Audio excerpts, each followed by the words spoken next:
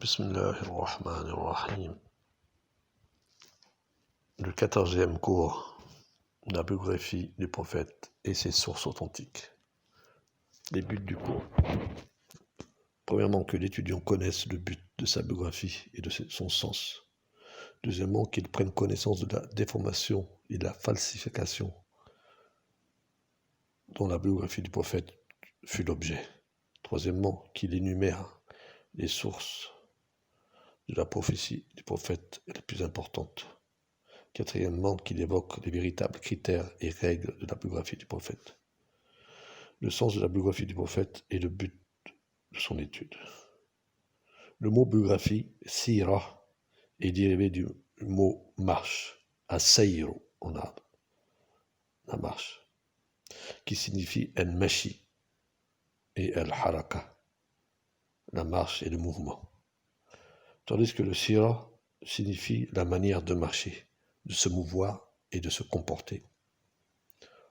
En d'autres termes, la sira, la biographie du prophète, exprime la manière et le mode que l'homme suit dans sa vie et dans ses actions quotidiennes.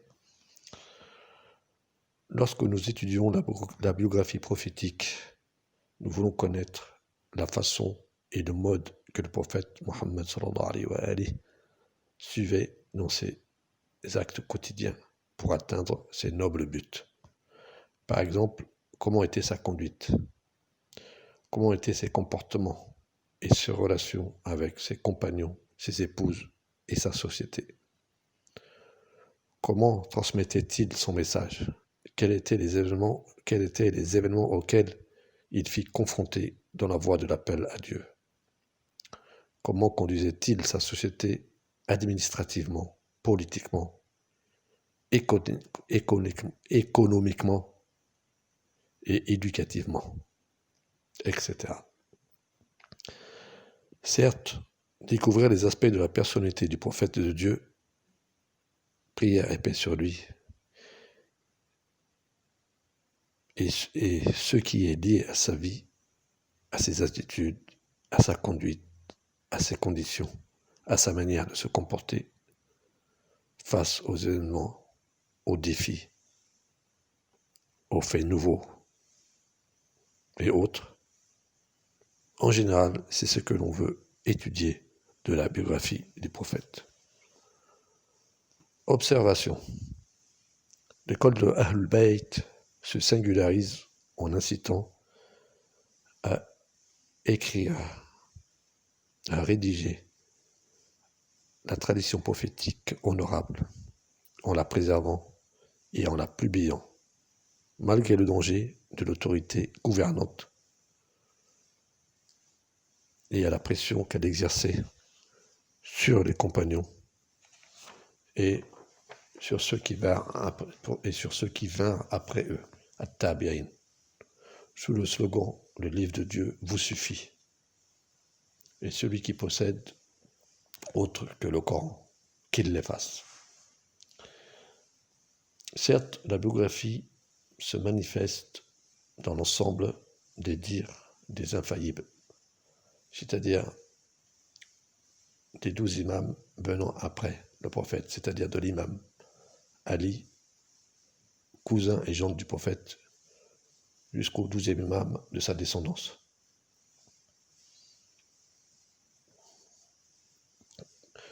Que la paix et le salut soient sur eux.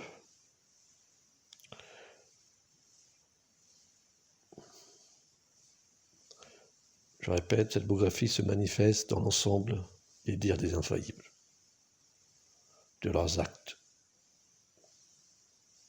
et leur attitude face aux événements et aux différents phénomènes qu'ils vécurent depuis la mission du prophète.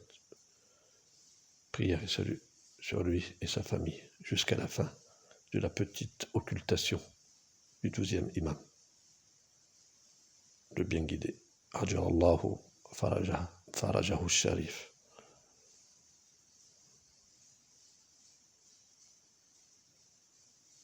Le Coran portait l'intérêt d'expliquer la biographie du prophète, paix et salut sur eux. Le Coran portait l'intérêt d'expliquer la biographie des prophètes, paix et salut sur eux, et des vertueux. Il invita à les imiter à travers leur biographie, y à tirer leçon et à prendre exemple des prophètes, et à prendre exemple sur les saints des temps passés, comme il invita à mettre l'accent sur l'intérêt apporté pour la biographie du dernier des prophètes, leur maître Mohammed, fils d'Abdullah, prière et salut sur lui et sa famille. Il incita les musulmans à l'imiter. Dieu dit dans la sourate Les Coalisés, verset 21, « En effet, vous avez dans le messager de Dieu un excellent modèle à suivre. » Ensuite, il ordonna aux musulmans tous de se conformer à ce qui provient de lui.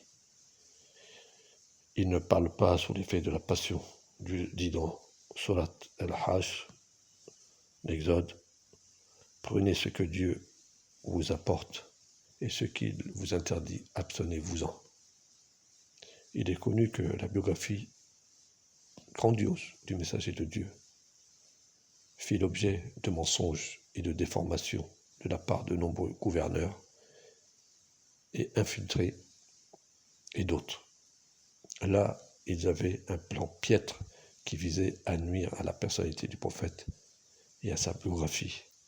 Ce plan fut exécuté par le glissement de textes inventés et falsifiés dans les livres de la biographie du prophète et dans les livres d'histoire, en vue de nuire et de lui imputer ce qui ne lui convient pas.